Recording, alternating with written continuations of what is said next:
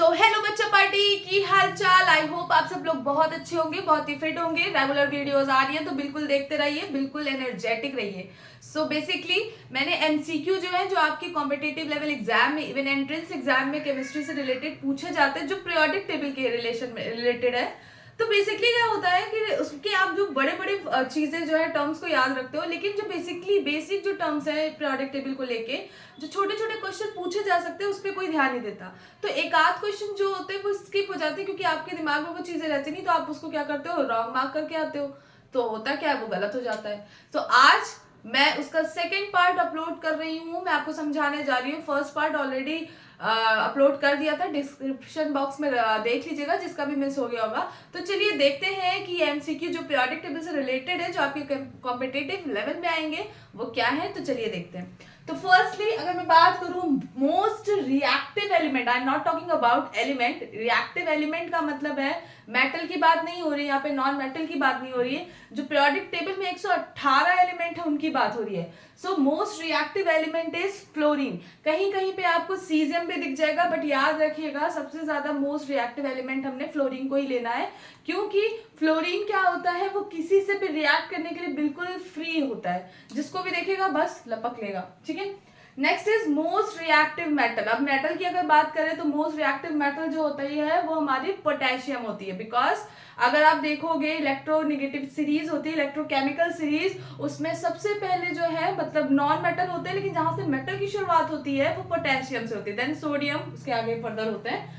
Least reactive element is, least reactive element में हम लोग बात करेंगे हीलियम की। हीलियम एक इनर्ट गैस है जो कि किसी से भी रिएक्ट करने के लिए इंटरेस्टेड नहीं रहती। ओके, सो अब आगे की बात करते हैं। Least reactive metal is, least reactive metals में बहुत सारी मेटल हो सकती है जिनके ऑर्नामेंट्स बनते हैं, जिनकी ज्वेलरीज बनती है। जैसे फॉर एग्जाम्पल गोल्ड हो सकता है, सिल्वर हो सकता है, ऑस्मियम हो सकता है, प्लैटिनम हो सकता है। तो ये जो आपके हैं लीस्ट रिएक्टिव है। ठीक है, तभी तो इनकी हम लोग ज्वेलरी बनाते हैं, क्योंकि ये जल्दी रिएक्शन नहीं करते हैं किसी चीज से। ठीक है, मैं थोड़े थोड़े टर्म्स आपको इंट्रोड्यूस भी करती जा रही हूँ, ओके, ताकि आपको याद रहे। हाईएस्ट मेल्टिंग पॉइंट, एमपी मत समझ लीजिएगा, highest melting point among non metals. तो नॉन मेटल्स में अगर मैं बात करूं सबसे ज्यादा हाईएस्ट मेल्टिंग पॉइंट किसका होता है, तो याद रखिएगा कार्बन का होता है। Okay, highest melting point among metals, metals में अगर याद होगा तो दिमाग लगाइएगा। इलेक्ट्रिक बल्ब सबने देखा है, और बल्ब में क्या होता है, टंगस्टन का वायर ऐसे लगा होता है बल्ब में।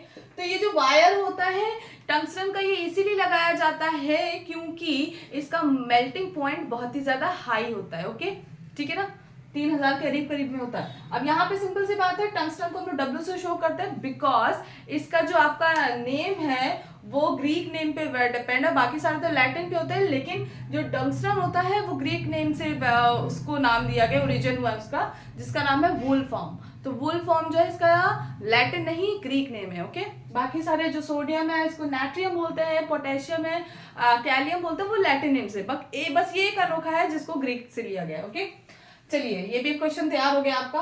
अब आगे की बात करते हैं, हाईएस्ट डेंसिटी क्या है। डेंसिटी का मतलब है कि कोई चीज आपको थिकी थिकी लगती है, मतलब कि density is equals to mass upon volume. तो अब सिंपल सी बात है, हाईएस्ट डेंसिटी किसकी होती है, तो याद रखिएगा दो हैं, ऑस्मियम और इरेडियम। ऑस्मियम और इरेडियम, इनकी डेंसिटी सबसे ज्यादा हाईएस्ट होती है।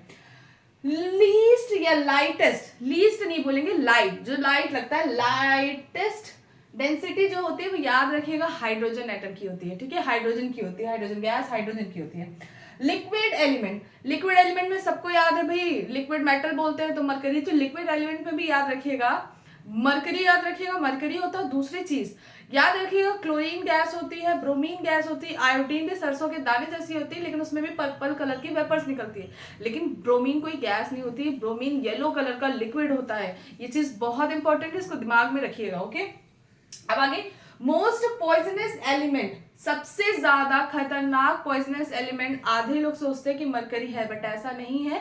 पॉइजनस एलिमेंट जिसको मतलब बहुत ही ज्यादा डेंजरस होता है, वो होता है हमारा प्लूटोनियम। ठीक है, प्लूटोनियम जो है one of the most dangerous है, जिसका एटॉमिक नंबर 94 है। Okay, metal present haemoglobin, haemoglobin जिसकी वजह से हमारा ब्लड बनता है, ब्लड का फॉर्मेशन होता है। तो हीमोग्लोबिन जो होता है उसके अंदर जो है आयरन होता है। तो याद रखिएगा, अगर आयरन नहीं होगा तो हीमोग्लोबिन भी नहीं बनेगा, क्योंकि हीमोग्लोबिन का सेंट्रल मेटल जो है वो आयरन होता है। Okay. Metal present in chlorophyll, सबको मालूम होना चाहिए क्लोरोफिल का सेंट्रल मेटल, क्लोरोफिल का भी स्ट्रक्चर बहुत बड़ा होता है और उसकी सेंट्रल मेटल जो होती है वो मैग्नीशियम होती है, Mg। मैग्नीशियम जो है इसकी सेंट्रल मेटल है। 3 पॉइंट्स और है, इसको भी देख लीजिए, इसको रब, मैं स्क्रीनशॉट आप ले लीजिए, मैं रब करने जा रही हूँ, ठीक है। ओके, अब नेक्स्ट है इसमें, यहाँ पे हम लोग बात करेंगे best conductor of heat and electricity. Best conductor of heat and electricity. अब देखिए यहाँ पे एक बहुत बड़ी सी, कहते हैं ना, बहुत लोग इस पर कॉपर लगा देते हैं आंसर, बहुत लोग सिल्वर लगाते हैं। तो याद रखिएगा, अगर आपसे कभी भी क्वेश्चन पूछा जाए तो आप कॉपर नहीं सिल्वर पे लगाइएगा। सबसे ज्यादा हीट और इलेक्ट्रिसिटी को कंडक्शन जो है वो सिल्वर ही कराता है, बट क्योंकि वो महंगा होता है, दूसरी चीज उसमें कि क्या है, वोल्टेज बहुत हाई हो जाता है, दैट्स वाई कॉपर को यूज किया जाता है। ज्यादा अप्लायंसेस जो है कॉपर के यूज करते हैं, क्योंकि सिल्वर वैसे भी बहुत महंगा है। तो लेकिन फिर भी आपका अगर अप्रोप्रिएट आंसर, आपका ऑप्शन में कॉपर भी है सिल्वर भी है, तो आप सिल्वर पे आंसर लगाइएगा। ओके, ठीक है।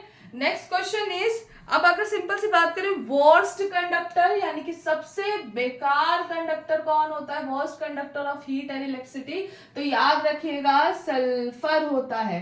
कौन होता है, सल्फर। 16 पे होता है सल्फर, सल्फर होता है, ठीक है, विच इज नॉन मेटल, ठीक है, सबसे इंपॉर्टेंट है, नॉन मेटल होता है। ये बात समझ में आ गई। Okay, next question is coins metal. Coins metal क्या होता है, कॉइनेज मेटल। अब ये क्या है कॉइनेज मेटल? कॉइनेज का मतलब होता है ऐसी मेटल्स जिनसे कॉइन्स बनाए जाते हैं। तो सिंपल सी बात है भाई, तुम गोल्ड ले लो, ठीक है, एयू गोल्ड, ऑरम, ठीक है ना, लैटिन नेम ऑरन होता है। सिल्वर ले लो, ठीक है, कॉपर का बनाया जाता है, ठीक है, लेड का बनाया जाता है, ठीक है ना, पीबी। तो ये सारे जो हैं ये कॉइनेज मेटल है, ठीक है ना। तो इनको हम लोग क्या करते हैं, कॉइनेज मेटल में यूज करते हैं। Is it clear? सबको समझ में आ गया? सबको लगता है ये नहीं है, लेट भी होता है। बात क्लियर हो गई? बिल्कुल। सो ये आपके लिए बहुत ज्यादा इंपॉर्टेंट था, आई होप आपको समझ में आया हो। सो कल हम लोग बहुत ही बेहतरीन वीडियो के साथ मिलेंगे।